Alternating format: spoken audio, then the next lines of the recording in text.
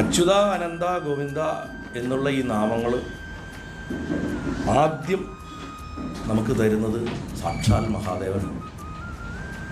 മഹാദേവനാണ് ഈ 3 നാമങ്ങളുടെ ശക്തിയെ പ്രപഞ്ചത്തിന് കാണിച്ചു കൊടുത്തത്.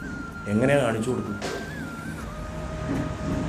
വെറുതെ ഒരാൾ വന്നിട്ട് പറയണം, നിങ്ങൾ ഈ 3 നാമം ജപിച്ചോ ഒക്കെ ശരിയായിക്കോളൂ പറഞ്ഞേക്കാട്ടിലും അയാൾ അതിനൊരു പ്രാക്ടിക്കൽ ഡെമോൺസ്ട്രേഷൻ തന്നു കഴിഞ്ഞാൽ എത്രമാത്രം നമ്മുടെ ഹൃദയത്തിലേക്ക് അത് കയറും അല്ലേ? നമ്മൾ പറയും ഞങ്ങൾ കണ്ടതാ, അയാൾ ആ നാമം ഉപയോഗിച്ചിട്ടാണ് ചെയ്തത് എന്ന് പറയും. പാലാഴി കടഞ്ഞുകൊണ്ടിരുന്നപ്പോൾ ആദ്യം വന്ന വസ്തു ഏതാ? കാളകൂടം. കാളകൂടം എന്ന് പറഞ്ഞു കഴിഞ്ഞാൽ പ്രപഞ്ചത്തിൻ്റെ കർമ്മദോഷമാണ്. നമ്മുടെയൊക്കെ കർമ്മദോഷമാണ് ഈ കാളകൂട വിഷം. നമ്മുടെ ശരീരമാണ് പാലാഴി, നമ്മുടെ നട്ടെല്ലാണ് മന്ദരപർവ്വതം. ആ നട്ടെല്ലിനെ ഇടാ പിങ്കള എന്ന് പറഞ്ഞ 2 കയറുകൊണ്ട് യോഗവിദ്യ കൊണ്ട് കടയും. ശ്വാസക്രിയയാണ്.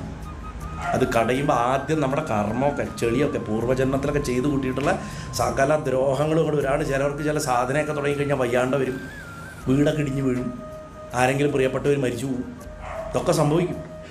അപ്പോൾ നമ്മൾ ഉടനെ പേടിച്ചിട്ട് അയ്യോ ഞാൻ ഈ നാമം ചെല്ലാൻ തുടങ്ങിയപ്പോൾ ഇതൊക്കെ ഉണ്ടായത് പെട്ട് അതിൽ നിർത്തും. സംഭവം എന്താ വെച്ചാൽ ഇതൊക്കെ എന്തെങ്കിലും അനുഭവിക്കേണ്ട തന്നെയാണ്. ആ കർമ്മം അനുഭവിക്കുന്നതിൻ്റെ വേഗത കൂടുന്നതുകൊണ്ടാണ് അത് സംഭവിക്കുന്നത്. അപ്പം പാലാഴി മഥനം നമ്മൾ ഓരോരുത്തരുടെ ഉള്ളിലും ഇപ്പോഴും നടന്നുകൊണ്ടിരിക്കുന്നതാണ്. അതൊരു പ്രാചീന കഥയൊന്നുമല്ല. അവിടെ ആത്മാവ് ആരാന്ന് ചോദിച്ചാൽ അത് മഹാദേവനാണ്. നമ്മുടെയൊക്കെ ആത്മാവായിട്ടിരിക്കുന്ന സങ്കല്പത്തിനെ, ജീവൻ്റെ ആത്മാവായിട്ടിരിക്കുന്നതിനെ മഹാദേവൻ എന്ന് പറയും. അകത്തേക്ക് നോക്കും. ഇതേ ആത്മാവിനെ പുറത്തൊക്കെ കാണാനായിട്ടൊരു ജീവാത്മാവ് നോക്കിയാൽ അത് നാരായണൻ എന്ന് പറയും. ഇതൊക്കെ ഇരിക്കുന്ന ആ കൂടുണ്ടല്ലോ, ആ കൂടിനെ പരാശക്തി എന്ന് പറയും. ഇങ്ങനെ മനസ്സിലാക്കി കഴിഞ്ഞാൽ പിന്നെ തമ്മിൽ തല്ലാനൊന്നും സമയമില്ല, അടികൂടാനൊന്നും സമയമില്ല. ആരാ വലുത് ആരാ ചെറുതെന്നൊന്നും അവിടെ വിഷയമല്ല. അപ്പോൾ എന്തായാലും കാളകൂടം വന്നു.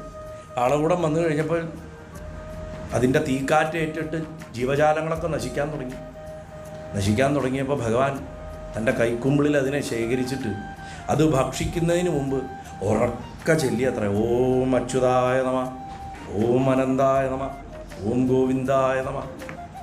ഇങ്ങനെ 3 ഉച്ചരിച്ചിട്ട് അത് പാനം ചെയ്തു എന്നാണ്. അങ്ങനെ ഭഗവാന്റെ തിരുമുഖത്തു നിന്ന് അത്ര ഈ നാമത്രയം ആദ്യം കേട്ടത്. അതിനുശേഷം സാക്ഷാൽ ഭഗവാൻ തന്നെ ധന്വന്തിരി, നാരായണൻ, വൈദ്യന്മാരുടെയൊക്കെ രാജാവായിട്ടുള്ള ധന്വന്തിരിയുടെ മുഖത്തു നിന്നാണ് ആ പ്രസിദ്ധമായിട്ടുള്ള ഈ 3 നാമങ്ങളും നമ്മൾ കേൾക്കുന്നത്. അത് വ്യാസമഹർഷിയുടെ തൂലികയിൽ കൂടെയാണ് നമ്മൾ അറിയുന്നത്.